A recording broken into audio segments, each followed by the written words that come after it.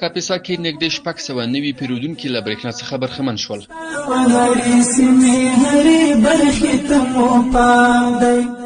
دوه پایې ترانسفرمرونه چې مجموعي ظرفیت یې 450 کیلوولټ امپیره ده، د کاپیسا برېښنا رئیس ښاغلی انجینر فرید په حضور کې چې د یاد ولایت د والي مرستیال ښاغلی شیخ اسدالله سنان، قومي مخورو او سیمه ییزو مشرانو پکې ګډون کړی وو، پرانستل او ګټې اخیستنې ته وسپارل شو.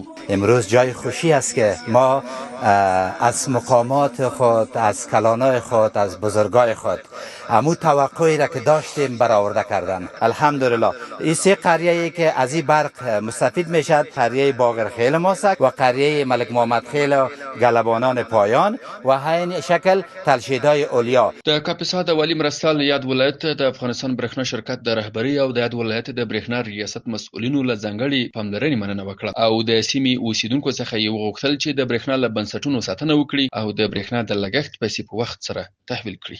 خو تاسو نه اوس یو غوښتنه کوو چې دا برق سالمه استفاده ترې وکړو، صحیح استفاده ترې وکړو. دا زمونږ او ستاسې دی، دا رڼا مونږ او تاسو دپاره ده. د دې رڼا نه هم سالمه استفاده وکړو، د دې آلاتو، اسبابو، د مزو، د ترانسفرمر او د میټرو د ټولو حفاظت وکړو. دا زمونږ او ستاسو شخصي مال شو. اوس ورته مهال د کاپیسا برېښنا رئیس ښاغلی انجینر فرید احمد ټینګار وکړ چې د برېښنا شبکې د پراختیا لپاره یې هڅې ګړندۍ کړي او هغو سیمو ته به برېښنا ورسوي چې تر اوسه له برېښنا څخه بې برخې دي. و ما هم تلاش خود میکنیم انشالله که کاپیسا روز شاهد باشیم که هیچ خانه بدون روشنایی نباشد. د دغو ترانسفرمرونو پرانیستل کېدو سره شاوخوا 600 پیرودونکي په کاپیسا کې له برېښنا څخه برخمن شول. په پام کې د نږدې راتلونکي کې د یاد ولایت 3 نورو ترانسفرمرونو پرانیستلو سره شاوخوا 1000 نور پیرودونکي له برېښنا څخه برخمن شي.